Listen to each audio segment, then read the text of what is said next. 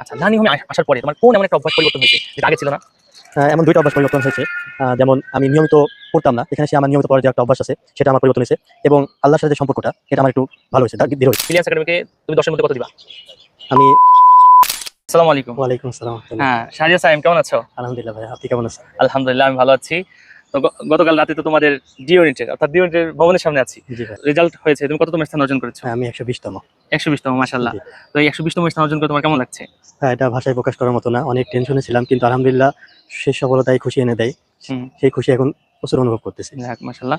আর তুমি এই পুরো অ্যাডমিশন তো বিশাল একটা জার্নি। এই অ্যাডমিশন জার্নি তুমি কোন কোচিং এর সাথে ছিলে? এটা তো ব্রিলিয়ান্স একাডেমির সাথে, এটা ভাষায় প্রকাশ পাবো না। তারা ভাইয়েরা আমাদেরকেও সবসময় অনেক সাপোর্ট করছে এবং তাদের এই মাধুর্যতার জন্য ১ম এ আমি এখানে ভর্তি হয়েছি। ১ম দর্শনে আমাকে ভালো লাগছে ব্রিলিয়ান্স একাডেমি। তো ব্রিলিয়ান্স একাডেমির অনলাইন ক্লাসগুলো তোমার কাছে কেমন লাগতো? জি ভাই, অনলাইন ক্লাসগুলো অনেক ভালো। ভাইয়ারা অনেক সুন্দর করে স্বাভাবিকভাবে সুন্দর করে বোঝাতো। যেটা আমাদের বুঝতে অনেক সমস্যা হতো না। অনেক সুন্দরভাবে বুঝে যেতাম আমরা ১ম বোঝানোতেই। আর আমাদেরকে বোঝানোর পরে বলা হতো যে কোন জিনিসটা আমরা বুঝিনি, ওইটা আবার সুন্দর করে ব্যাখ্যা করা হতো। বোঝার বাকি থাকতো না। আচ্ছা, আচ্ছা। ব্রিলিয়ান্স একাডেমির শিক্ষকদের আন্তরিকতা কেমন ছিল তোমার কাছে মনে হয়? জি ভাইয়া, এই আন্তরিকতা দেখে আমি ফার্স্ট টাইম ভর্তি হয়েছি এবং ভর্তি হওয়ার পরেও যেইভাবে ভর্তি হয়েছি আন্তরিকতা দেখে, শেষ পর্যন্ত আন্তরিকতার কোনো ঘাটতি পাইনি আমি। এমনকি আমাদের একজন শিক্ষক আছেন ইংরেজি এবং সাধারণ জ্ঞানের, রাফি ভাইয়া।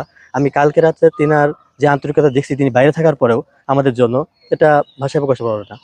আমি অনেক খুশি হয়েছি তার বাইরে থাকার পরেও আমাদের প্রতি এত ভালোবাসা, এত টান। অনেক ভালো। আর তুমি কি ব্রিলিয়ান্স একাডেমির লার্নিং হোমে ছিলে? জি ভাই, আমি লার্নিং ও হয়েছিলাম আচ্ছা, লাস্ট শেষ টাইমে। সময় লার্নিং হোমে জি। এসেছিলে না? আমাদের অফলাইন ব্রিলিয়ান্স একাডেমির লার্নিং হোম। তো সেখানের দিনগুলো তোমার কাছে কেমন লেগেছে? কেমন কেটেছে? যদিও একটু ভয়ের ছিল, কিন্তু আসলে এটা ছিল আমার জীবনের একটা টার্নিং পয়েন্ট। কারণ এখান থেকে আমি ঘুরে দাঁড়ানোর শক্তি পাইছি।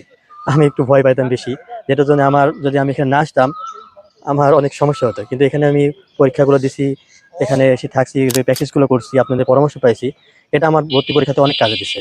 আচ্ছা, লার্নিং হোমে আসার পরে তোমার কোন এমন একটা অভ্যাস পরিবর্তন হয়েছে যেটা আগে ছিল না? এমন ২ টা অভ্যাস পরিবর্তন হয়েছে। যেমন আমি নিয়মিত পড়তাম না। এখানে এসে আমার নিয়মিত পড়ার যে একটা অভ্যাস আছে, সেটা আমার পরিবর্তন হয়েছে এবং আল্লাহর সাথে যে সম্পর্কটা, এটা আমার একটু ভালো হয়েছে, দৃঢ় হয়েছে। তার মানে এখানে পড়ালেখা যেমন 100% 24 ঘন্টা মনিটরিং করা হতো, তেমনি ভাবে আমল আখলাকের বিষয়টাও জি, এখানে আমরা যে লক্ষ্য করা। ছোটবেলায় যে মাদ্রাসাতে পড়েছি, যে সেখানে মাদ্রাসার যেই ফিলটা আমরা পাইছি, এখানে এসে আপনার সব ২৪ ঘন্টা না থাকলেও আমরা, আপনার যেভাবে দিক নির্দেশনা দিচ্ছেন, এটা আমাদের মাদ্রাসা থেকে কম না। এটা আমার মনে হচ্ছে একটা চলতি ফিরতি মাদ্রাসা।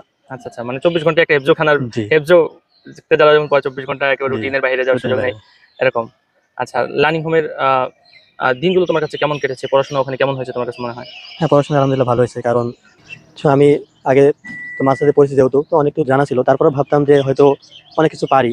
কিন্তু ভার্সিটি কেন্দ্রিক প্রশ্ন তো সবগুলো ওখান থেকে আসে না। ওখানে নিজের কনফিডেন্সটা আমি ডেভেলপ করতে পারতাম না। এখানে এসে বুঝছি যে সবাই কেমন পড়ে, কি ধারায় পড়ে এবং প্রতিযোগিতা পড়ার একটা সুযোগ তৈরি হয়েছে। আর এখানে লার্নিং হোমে তো অল্প কিছুদিন ছিলে। তো অল্প কিছুদিন থেকেও যে ইসলাম বিশ্ববিদ্যালয়ে এত ভালো করা যায়, আহ, এটা তোমার অর্জিত হয়েছে। আহ, তো আমি যদি তোমাকে শেষ প্রশ্ন করি, সেটা হচ্ছে ব্রিলিয়ান্স একাডেমিকে তুমি 10 এর মধ্যে কত দিবা? আমি 9.97 দিব। 9.97। আচ্ছা, 9.97 আরকি। ঠিক আছে। আর আরেকটা, তোমরা হচ্ছে যে আগামী বছর যারা আসতে চায়, ব্রিলিয়ান্স একাডেমিতে ভর্তি হতে চায়, ব্রিলিয়ান্স একাডেমির সাথে অ্যাডমিশন জার্নি শুরু করতে চায়, তো তাদের বিষয়ে তোমার পরামর্শ কি থাকবে? তাদের বিষয়ে পরামর্শ এটাই থাকবে, কারণ আমরা শুরু থেকে দেখছি যে শিক্ষক ছাড়া কখনো পড়া সম্ভব হয় না। আমাদের রাসূল সাল্লাল্লাহু আলাইহি ওয়াসাল্লাম কালাতালা কিতাব পাঠিয়ে দিতে পারতেন সরাসরি, কিন্তু সেটা করেননি। তিনি শিক্ষক প্রেরণ করছেন এবং যে আমাদের অন্তর যে কানেকশন, এই মাধ্যমে শিক্ষা দিয়েছেন। তো আপনারা যদি আমাদেরকে গাইডলাইন না করেন, না পড়ান, একা একা এটা সম্ভব না।